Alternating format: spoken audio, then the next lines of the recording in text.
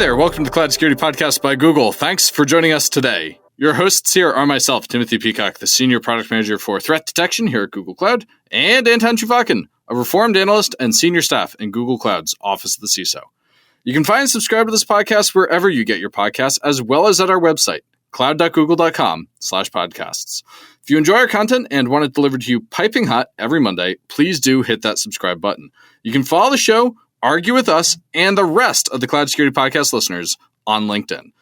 Anton, we are talking about what I think is one of the greatest investments teams can make today, which is preventing issues in the first place. We're talking about hardening, which is great. Yes, but it's also, some people would say that this is a take from 2002, and now everybody needs a system that has AI and like big data and scale and good UX and not hardening. And to me, this is a fight that would go on because I feel like you're right, yet this take has become unpopular over the years. Well, and this is, what do we do with it? Well, I mean, I've never been afraid of being unpopular. If I was afraid of that, I wouldn't get out of bed in the morning. I think what's interesting here, maybe about our guest, is he's been doing it for a very long time at Google scale. And his first metric he cited for whether he knows his team is doing a good job or not, I bet our listeners will not guess what it is. And so with that tease of something that doesn't come until 15 minutes into the episode, let's turn things over to today's guest. I'm delighted to introduce today's guest. Today, we are joined by Andrew Hoying, Senior Security Engineering Manager at Google. Andrew, I'm really excited about talking about hardening today because I spend so much time doing threat detection. It's like I'm where hardening has fallen short. And I really think most orgs are probably better served by hardening than trying to catch the bad guys after they're already in. So maybe I want to start with a bit of a step backwards in time and ask, when we think about hardening systems at scale today, hardening cloud systems at scale, what's different and what should people who are leading programs hardening clouds keep in mind that's different today than what they know for, say, the past 20 years? Yeah, great. Thank you. So if we go back 20 years ago, the early 2000s, that was really the rise of the computer worms. We saw first email worms. We had I Love You, Melissa virus. Then we saw sort of direct machine-to-machine worms, Code Red, NIMDA, and then we were really hit by SQL Slammer and Blaster and so on. What these worms had in common is that they were definitely operationally disruptive. They were occasionally mildly destructive, but they were not anywhere near sort of the capacity or the abilities of the viruses we see today. But what they really did was raise the awareness that, hey, we need to invest in basic hardening or our systems are going to get taken down time and again. We have to have good perimeter controls and protection. We have to invest in vulnerability management and patching. We have to do isolation between different workloads so that we don't see lateral movement. So this was really the starting point of sort of the hardening industry. We invested in firewalls. We invested in intrusion detection systems, patch management, as I said, and that was really good groundwork. It was effective against these types of sort of broad worms and the things that we were seeing at the time. But year over year, there's been a steady increase in the sophistication of the attacks we have to defend against. And there's been an increase in the impact of those attacks as the attackers have gotten deeper access to our systems and the data that is really important to our businesses and all of the people who depend on us. And so we have to take that into account and continue to modernize our approach to security. Today, the threat landscape is complex, and the role of the security defender is critical for businesses of all sizes. At the same time, the amount of technology choice we have is ever expanding, and this is creating a number of new attack surfaces that we all have to understand and stay on top of. Cloud, of course, has brought a whole new dimension to this in terms of our understanding of identity and perimeter and the key areas that those are integrated into our business.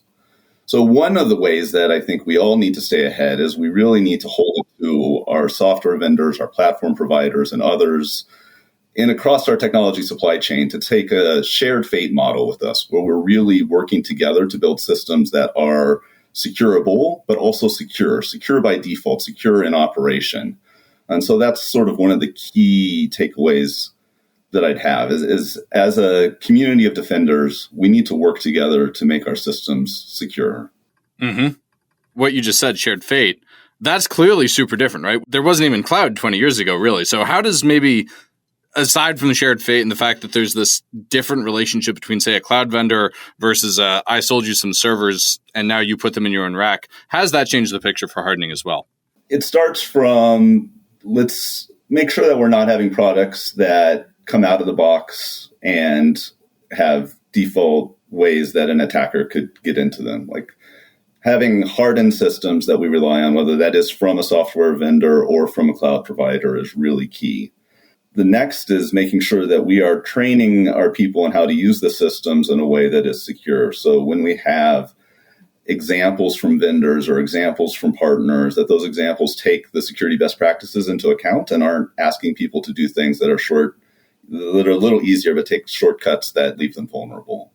And then last is where we have a shared platform, investing in the security of that platform so it keeps all customers safe. And we don't have to, like, there's never going to be as many security engineers as the industry needs. It's just, so we need to really scale out our approach to security. I think the scale out part is I wanted to kind of drill into a little bit, because I vaguely recall the time when kind of the previous era of people being obsessed about hardening, of course, when there was a question about, sure, you can give me a bunch of config advice and a bunch of things and I can apply it to a server. But once I have to apply them to 5,000 servers, suddenly a lot of things change.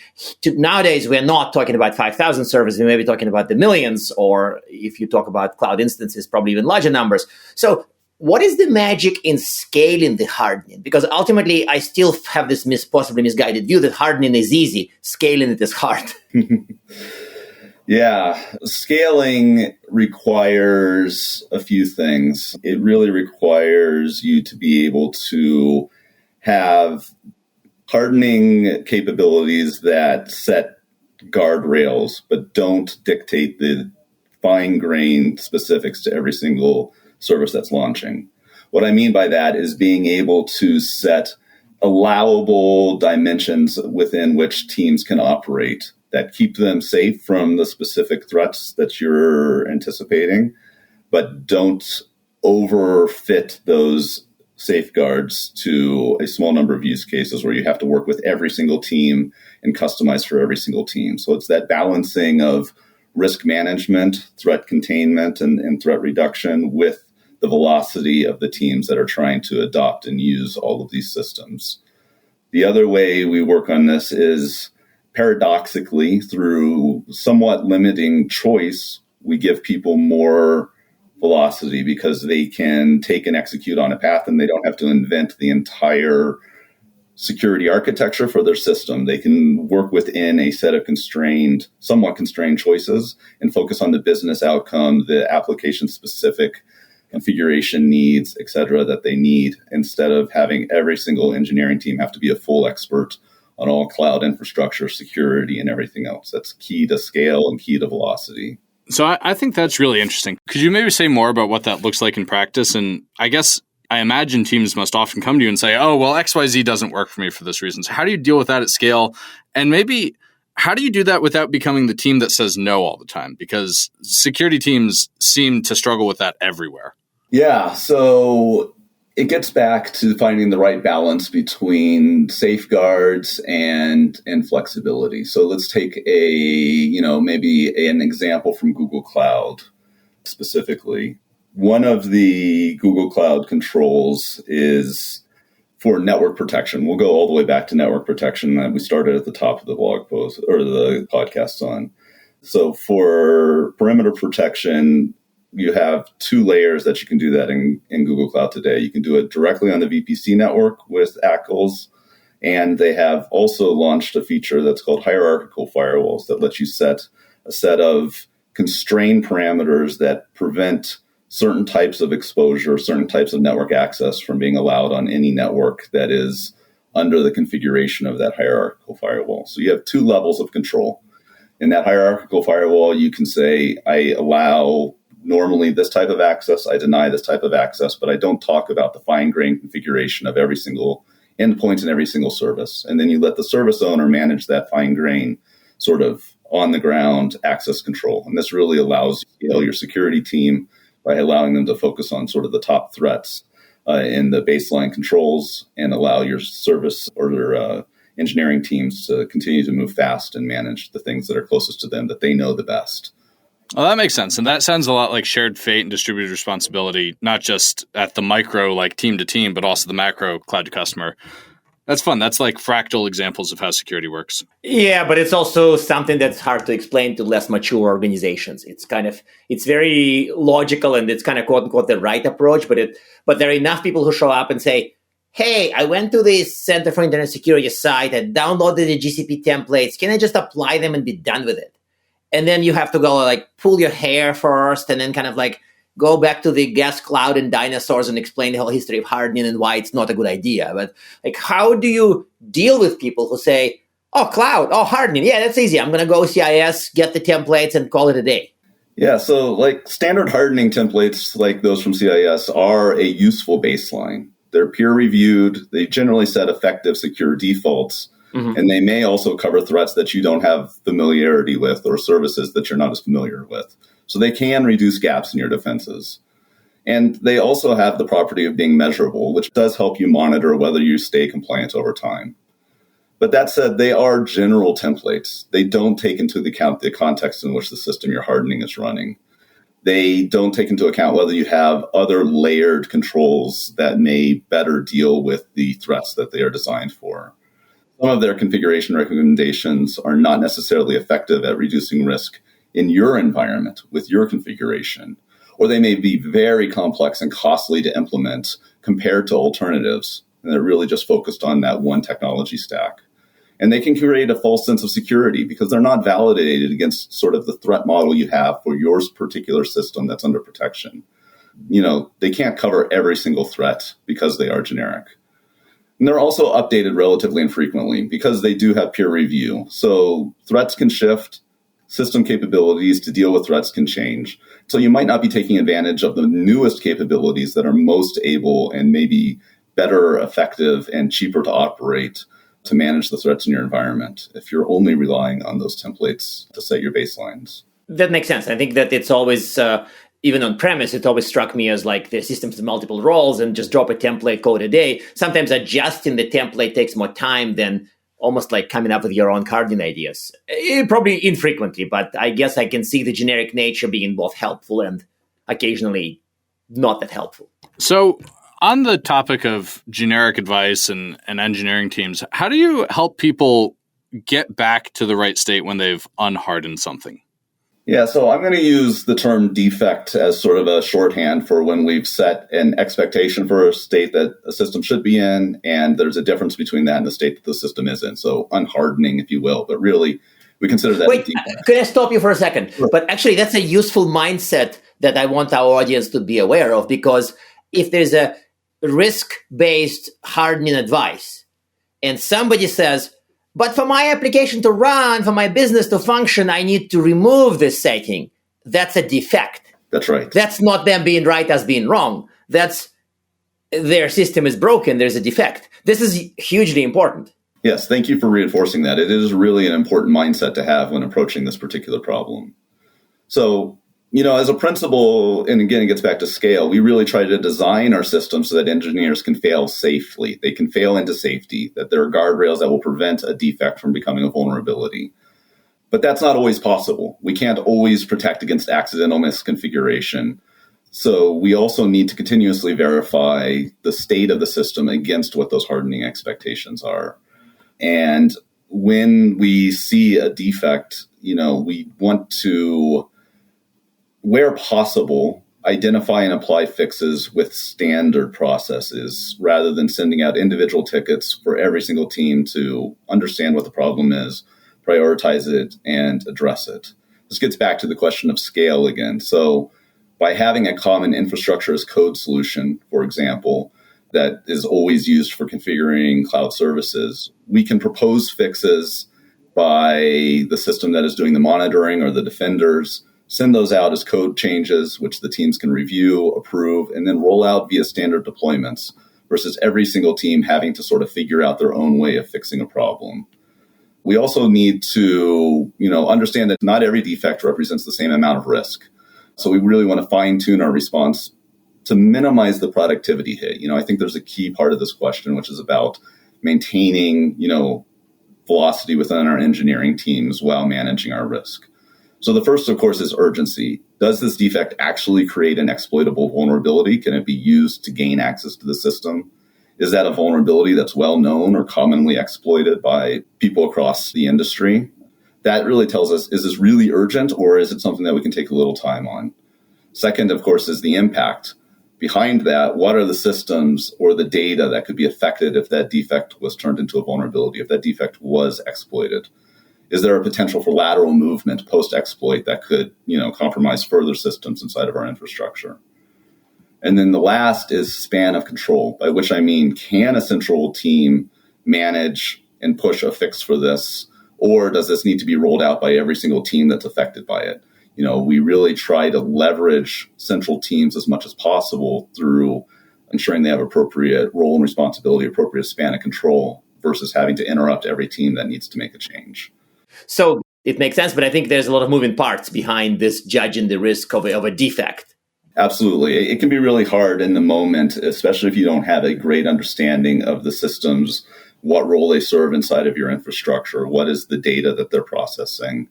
And so it's clear that the more information you have about your systems, about how they are connected to each other, the better you can quickly judge the potential severity of a defect and make the right decision on how you respond. Listeners, I never do this. I never interrupt a guest to say, you should check out the product I work on. But I have to here because, Andrew, the thing you're describing, this scope of impact and the challenge of understanding it, is exactly what we just addressed in SCC, Security Command Center for Google Cloud, with our attack path simulation feature. And so what you're describing there, listeners, I've been doing this for 2.5 years now, and I've never done this, but it's so topical. I'm going to do it today. I haven't. I really haven't. But what we have now in SCC is the ability to, for any given defect in your environment, whether it's a misconfiguration, a software vulnerability, put that defect into a model of your environment and then simulate how an adversary might or might not be able to use that defect given the connectivity and the value of the resources in your environment. And so one of the things I love about cloud and being a cloud-based control plane enabled vendor is I know everything in your cloud environment because I am your cloud environment. And so I can make those calculations more correctly, more frequently, more accurately than anybody else. And when I think about the opportunities that I have as a vendor to help users be secure, this is one of those times where I'm so excited about what we're uniquely able to do that I can't help but interrupt and say, check out how we're solving this problem in SCC. So 2.5 years, I've earned one of them. Anton, the next question is yours. Yes. And thanks for, in the beginning, you started to sound like wait a second, there's an ad from our sponsor. And then I realized, it's actually exactly what we do. So I wanted to go and bring up a sad subject, namely that some of the hardening in CIS frameworks and other places has been inspired largely not by risks, but not by threats, rather, to correct myself, but by regulatory compliance arguments, other things of that sort. So I guess we do have that in the cloud as well. So how do we incorporate new controls that come from an outside, from auditors, from the desire to either incorporate another mandate or other stuff that isn't directly mappable to risks? Yeah, so at Google, one of our core values is respect to the opportunity. And security exists as in part to accelerate our ability to take advantage of new technology, but also to maintain and extend competitive advantage. And that can mean staying ahead of the regulatory landscape. So we apply the same principles when we're rolling out new controls as we do for other ways of managing threats. Look for ways to fail into safety, which we can talk about in more detail. Design for standard processes to make them easy to operate and manage over time. Leverage our span of control to minimize interruptions for individual engineering teams. But really, the biggest challenge when rolling out a new security control is understand the impact of that control at scale across all of your infrastructure, across all your systems. Which of your systems are in scope for that control? How will it interact when turned on with those existing systems?